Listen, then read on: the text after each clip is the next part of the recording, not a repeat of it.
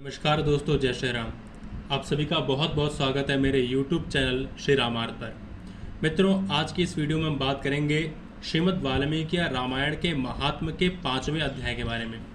दोस्तों, इससे पहले की वीडियो में मैंने पहले 4 अध्यायों को कंप्लीट कर लिया है।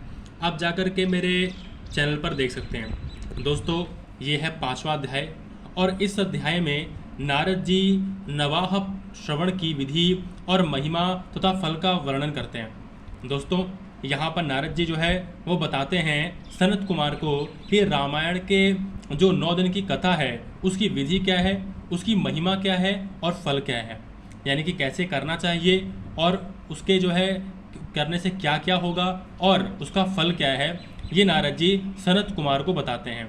दोस्तों, ये वीडियो थोड़ा सा लंबा हो सकता है, लेकिन मैं आपको सभी चीज़ें बताने का प्रयास करूँगा। देखिए, यहाँ पर जो है नारद जी सनत कुमार जो है वो बोलते हैं कि मुनीश्वर, आपने रामायण का महात्म्य कहा, अब मैं उसकी विधि सुनना चाहता हूँ। तो जो है नारद जी बोलते हैं कि जो रामायण की विधि है उसके लिए क्या करना चाहिए कि चैत्र, माघ तथा कार्तिक मास के शुक्ल पक्ष की पंचमी तिथि को कथा आरंभ करनी चाहिए। पहले स्वस्ति वाचन करके फिर यह संकल्प करके कि हम 9 दिनों तक रामायण की अमृतमयी कथा सुनेंगे। फिर भगवान से प्रार्थना करें, श्री राम, आज से प्रतिदिन मैं आपकी अमृतमयी कथा सुनूंगा, यह आपके कृपा प्रसाद से परिपूर्ण हो। नित्य प्रति अपा मार्ग की शाखा से दंत शुद्धि करके राम भक्ति में तत्पर हो विधि पूर्वक स्नान करें। अपनी इंद्रियों को संयम में रखकर भाई बंधुओं के साथ स्वयं कथा सुनें। पहले अपने कुलाचार के अनुसार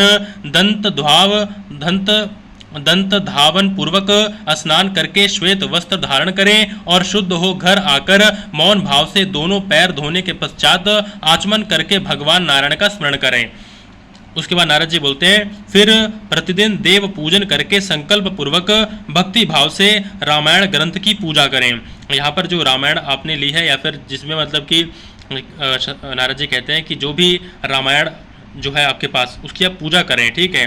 यानी कि रामायण को घर पे सिर्फ रखें ना, बल्कि जब भी समय मिले हर रोज जो है उसकी पूजा करें, उसे धूप अगरबत्ती दिखाएं। व्रती पुरुष आवाहन, आसन, गंध, पुष्प आदि के द्वारा ओम नमो नारायण इस मंत्र से भक्ति परायण होकर पूजन करें। संपूर्ण पापों की निवृत्ति के लिए अपनी शक्ति के अनुसार 1 गौ या 3 बार प्रयत्न पूर्वक होम करें।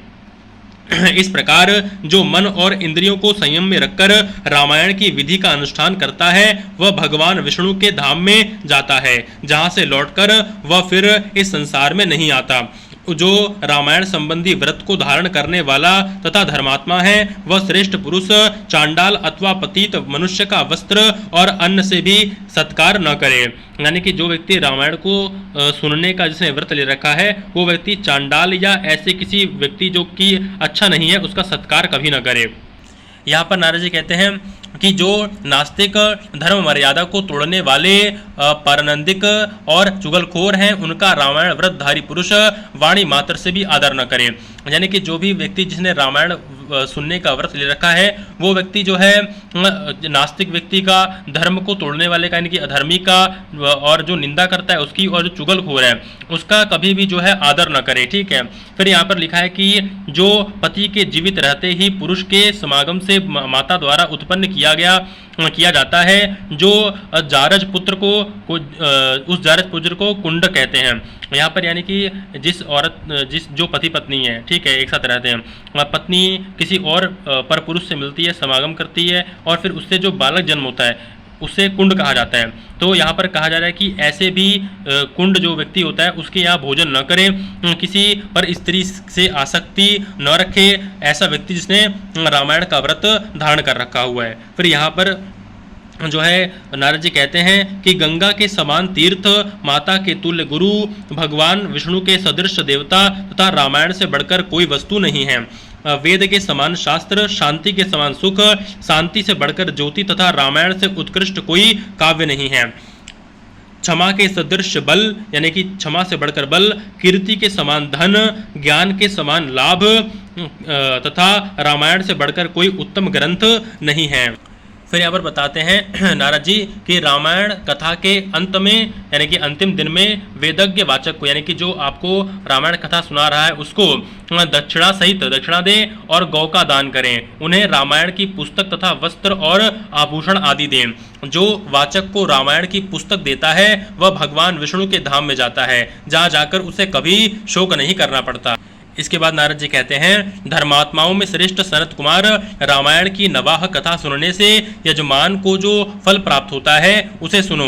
पंचमी तिथि को रामायण की अमृतमय कथा को आरंभ करके उसके श्रवण मात्र से मनुष्य जब पापों से मुक्त हो जाता है, यदि दो बार यह कथा श्रवण की गई तो श्रोता को पुंडरीक यज्ञ का फल मिलता है। यानी कि जो व्यक्ति रामायण की कथा को सुनते हैं उन्हें रामायण सुनने का क्या फल मिलता है उसकी बात बताई जा रही है कि यदि कोई व्यक्ति 2 बार रामायण की कथा को सुनता है तो उसको पुंडरीक यज्ञ का फल मिलता है। जो जितेंद्रिय पुरुष व्रत धारण पूर्वक रामायण कथा को श्रवण करता है वह 2 अश्वमेध यज्ञों का फल प्राप्त करता है। मुनिवरों, जिसने 4 बार रामायण की कथा को सुनता है वह 8 अग्निष्टोम के परम पुण्य फल का भागी होता है। फिर यहाँ पे लिखा है कि जो एकाग्रजित होकर इस प्रकार 6 बार रामायण कथा के व्रत का अनुष्ठान पूरा कर लेता है वह अग्निष्टोम यज्ञ के 8 गुने फल का भागी होता है। इस प्रकार जो जो स्त्री या पुरुष 8 बार रामायण कथा को सुन लेता है वह नरमेध यज्ञ का 5 गुना फल प्राप्त करता है। इसके बाद जो है वो नारद जी कहते हैं कि जो स्त्री या पुरुष 9 बार इस व्रत का आचरण करता है उसे 3 गोमेध यज्ञ का पुण्य फल प्राप्त होता है। और आगे यहाँ पर लिखा है, जो प्रतिदिन रामायण का पाठ अथवा श्रवण करता है, गंगा नहाता है और धर्म मार्ग का उपदेश देता है, ऐसे लोग संसार सागर से मुक्त ही हैं, इसमें संशय नहीं है। यतियों, ब्रह्मचारियों, प्रवीरों को भी रामायण की नवाह कथा सुननी चाहिए। राम कथा को अत्यंत भक्ति पूर्वक सुनकर मनुष्य महान तेज से उद्दीप्त हो उठता है और ब्रह्मलोक में जाकर वही आनंद का अनुभव करता है। फिर यहाँ लिखा है कि दुस्वप्न को नष्ट करने वाली यह कथा धन्य है। यानी कि रामायण की कथा 9 दिन की रामायण की कथा को सुनने से बुरे सपने आने बंद हो जाते हैं। जो मनुष्य श्रद्धा युक्त होकर इसका एक श्लोक या आधा श्लोक भी पढ़ता है वह तत्काल ही करोड़ों उपपातकों से छुटकारा पा जाता है। यह गुह से भी यानी कि गुप्त से भी परम गुप्त वस्तु है, इसे सत्पुरुषों को ही सुनाना चाहिए। फिर यहाँ पर नारद जी बोलते हैं, भगवान श्री राम के मंदिर में अथवा किसी पुण्य क्षेत्र में सत्पुरुषों की सभा में रामायण कथा का प्रवचन करना चाहिए। जो ब्रह्मद्रोही यानी कि भगवान को न मानने वाला, पाखंड करने वाला तथा लोगों को ठगने वाला व्यक्ति हो उसे यह परम कथा नहीं सुनानी चाहिए। फिर जो काम आदि दोषों का त्याग कर चुके हैं, जिनका मन राम भक्ति में अनुरक्त रहता है तथा जो गुरुजनों की सेवा में तत्पर हैं, उन्हीं के समक्ष यह मोक्ष की साधनभूत कथा वाचनी यानी कि सुनानी चाहिए। श्री राम सर्वदेवमय माने गए हैं, वे भगवान मुक्ति से ही संतुष्ट वो भगवान जो राम हैं वो भक्ति से ही संतुष्ट होते हैं, दूसरे किसी उपाय से नहीं। मनुष्य विवश होकर भी उनके नाम का कीर्तन अथवा स्मरण कर लेने पर समस्त पातकों से मुक्त हो परम पद का भागी हो जाता है। रामायण की इस अमृतमय कथा का नवाह श्रवण करना चाहिए, यानी कि 9 दिन की कथा सुननी चाहिए।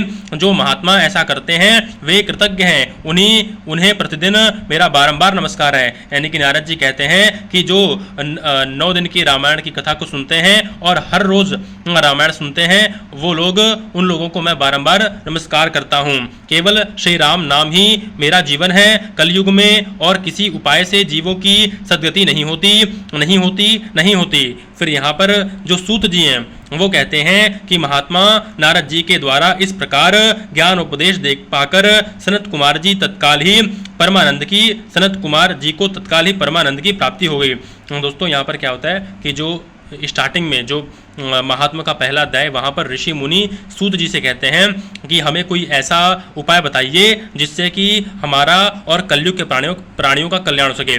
तो सूत जी कहते हैं कि मैं आप लोगों को वो कथा सुनाने जा रहा हूँ जिसमें नारद जी सनत कुमार को रामायण की महिमा बता रहे हैं। तो यहाँ पर जो नारद जी है वो महिमा बता चुके हैं सूत जी के अनुसार, यानी कि सूत जी जिस कहानी को सुना रहे हैं वो ये कहानी थी। अब यहाँ पर सूत जी कहते हैं कि महात्मा नारद जी के द्वारा इस प्रकार ज्ञान उपदेश पाकर सनत कुमार जी को तत्काल ही परमानंद की प्राप्ति हो गई। अतः विप्रवरों, तुम सब लोग रामायण की अमृतमयी कथा सुनो। रामायण को 9 दिनों में ही सुनना चाहिए, ऐसा करने वाला समस्त पापों से मुक्त हो जाता है। द्विजोत्तमों, इस महान काव्य को सुनकर जो वाचक की पूजा करता है, यानी कि जो व्यक्ति राम कथा को पढ़ रहा है, सुना रहा है, उसकी पूजा करता है, उस पर लक्ष्मी सहित भगवान विष्णु प्रसन्न होते हैं। विप्रेंद्र वाचक के प्रसन्न होने पर ब्रह्मा, विष्णु और महादेव जी प्रसन्न हो जाते हैं। इस विषय में कोई अन्यथा विचार नहीं करना चाहिए। उस दान का पुण्य फल बता रहा हूँ, आप लोग एकाग्रचित होकर सुनिए। दोस्तों यहाँ पर बताया जा रहा है कि रामायण के वाचक को अपने वैभव के अनुसार गौ, वस्त्र, सुवर्ण तथा रामायण की पुस्तक आदि वस्तुएं देनी चाहिए। यहाँ पर जो है सूत जी कहते हैं कि उस दान का पुण्य फल बता रहा हूँ, आप लोग एकाग्रचित होकर सुने। उस दाता को ग्रह तथा भूत, वेताल आदि कभी बाधा नहीं पहुँचाते। किसको नहीं पहुँचाते? जो व्यक्ति रामायण की कथा को सुनाने वाला वाचक होता है, उसको जब आप कुछ दान देते हो तो क्या होता है कि आपको जो है कभी भी कोई ग्रह, भूत, पिशाच नहीं जो है आपको बाधा पहुंचाते। श्री राम चरित्र का श्रवण करने पर श्रोता के संपूर्ण श्रेय की वृद्धि होती है। तो यहाँ पर क्या लिखा है? श्री राम चरित्र का श्रवण करने पर श्रोता के संपूर्ण श्रेय की वृद्धि होती है। वो जो भी कार्य करता है उसकी वृद्धि होती है। उसे न तो किसी अग्नि की बाधा होती है और न चोर आदि का भय होता है। वह इस जन्म में उपार्जित किए हुए समस्त पापों से तत्काल मुक्त हो जाता है।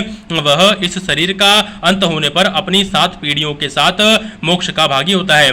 यानी कि जो व्यक्ति श्री राम चरित्र यानी कि रामायण की कथा को सुनता है और ब्राह्मणों को उत्तम दान देता है, वो व्यक्ति 7 पीढ़ियों के साथ मोक्ष को चला जाता है।